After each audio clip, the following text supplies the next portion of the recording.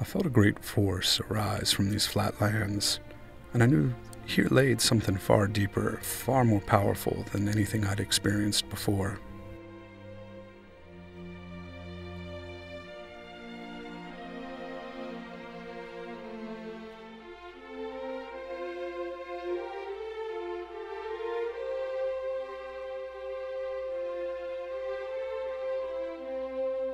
He discovered something new, which was the native landscape, which was nature in and of itself as a thing to be appreciated, a thing that was beautiful without, we use the term now intervention, but without modification by man's hand. The prairies here in the Midwest reminded him their vast horizontal character of the sky, reminded him of the ocean views that he probably saw as a young man.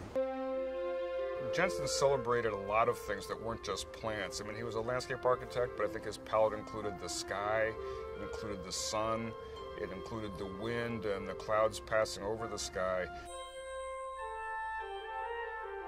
He found the prairies of Illinois, the open lands with grasses and no trees. He found those beautiful.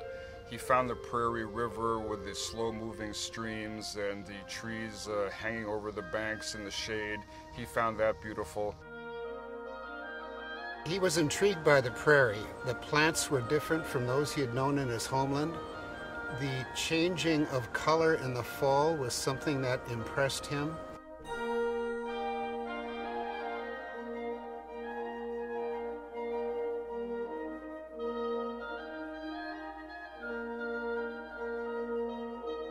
He was the consummate artist.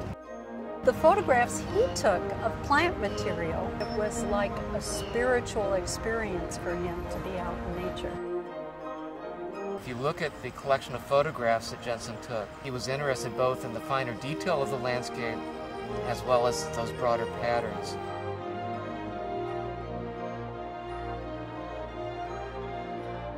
Jensen's concept of the prairie style was a poetic distillation of what he saw in the Midwestern landscape.